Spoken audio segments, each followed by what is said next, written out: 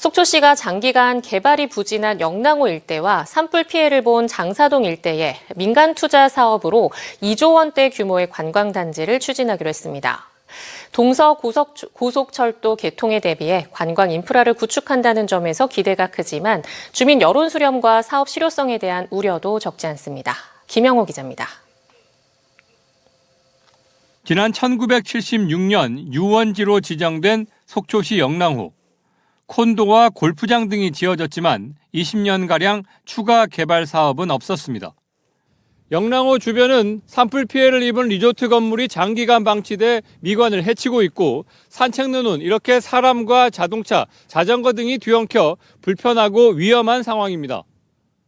20년 동안 시행되지 않는 도시계획시설이 실효되는 규정에 따라 올해 영랑호 유원지는 지정 해제될 위기였습니다. 그런데 영랑호 일대에서 리조트를 운영 중인 업체가 민간 투자 1조 원대 관광지 조성 계획을 제안했다고 속초시는 밝혔습니다.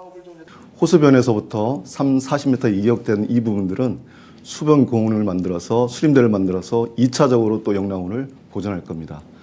더불어 울산바위 쪽으로 북쪽 쪽으로는 조망권이 너무 좋기 때문에 2, 3층의 저층 개발을 통해서 수변을 보호하면서 차량 통행을 외부로 유도하는 등의 계획은 환경단체와도 충분한 협의를 거친 것으로 알려졌습니다.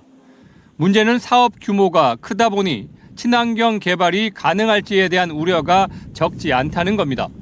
또 시민 친화 공간으로 조성되는 시설에 대해 충분한 주민 여론 수렴도 부족했다는 지적입니다. 사업자 측에서 영랑호 개발에 대한 어떤 의지를 갖고 있는지 확인할 필요가 있다는 게 첫 번째고요. 두 번째로는 이 사업의 궁극적인 목적은 북부권 활성화입니다. 그럼 사업 계획에 북부권 활성화를 염원하는 북부권 주민들의 의견이 담겨져 있어야 되는데 과연 그 담겨진 의견이 사업 계획에 포함이 돼 있는지 어떤 절차를 통해서 속초시는 영랑호 상류 산불 피해 지역에 대해서도 민간 투자 방식의 유원지 도시 관리 계획을 결정해 고시했습니다.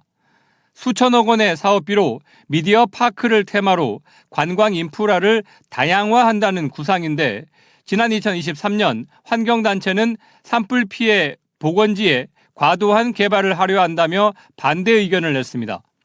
해당 사업들은 2030년 이후 완공이 목표인데 대규모 민간 개발 사업이 보존과 개발의 갈등을 해결하고 계획대로 진행될지 주목됩니다. MBC 뉴스 김영호입니다.